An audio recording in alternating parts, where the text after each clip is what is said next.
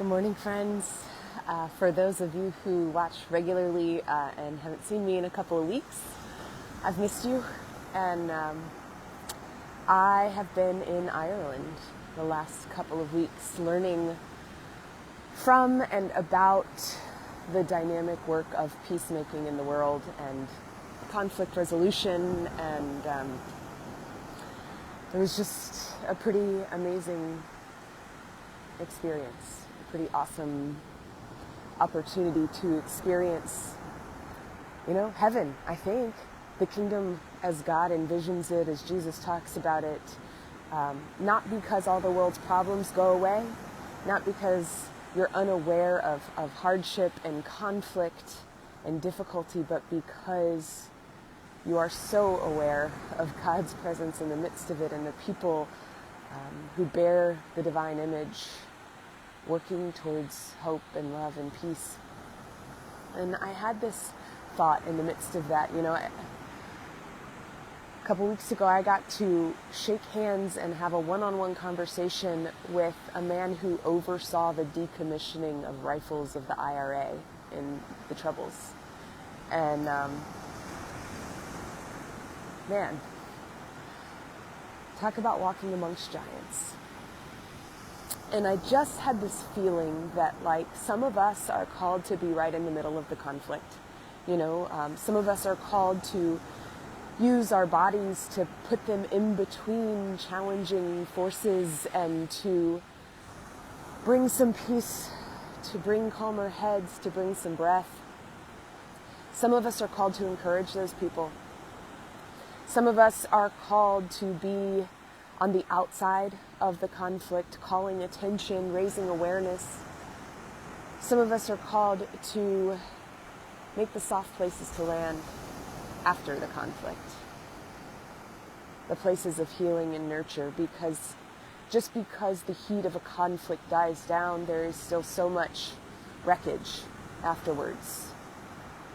I definitely experienced that in Northern Ireland, it's been, 30 years since a peace agreement was signed and agreed to, and the Good Friday Agreement, if you want to look it up.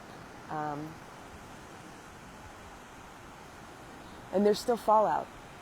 There's still bigotry. There's still misunderstanding. There's still challenge. There's still PTSD. There's still depression, and a lot of fallout from many, many years of conflict. And it just has me thinking about crafting these soft places, because so many of the people that I met were doing that. Were creating gentleness and healing, and they couldn't maybe stop all that went wrong. And they can't even patch up every individual person, But making those soft, loving, gentle places to land is such a gift. And I think we have to make those soft, gentle places within ourselves first, before we can ever offer any kind of softness and gentleness to others. So maybe that's the exercise, the practice today. Not anything to do perfectly, not something you're going to win at, but maybe just to start to craft a gentle, loving, soft place to land within yourself, for yourself. That maybe this begins to create within you some gentleness for others. And maybe, if we have any hope or belief in the possibility of the miraculous, in the loaves and fishes where not enough becomes abundance, maybe that little bit of gentleness and compassion we craft within ourselves and begin to extend to our immediate circle multiplies and becomes places of gentleness, ever expanding. Dare we hope to the whole world? I dare to hope. I hope you will too.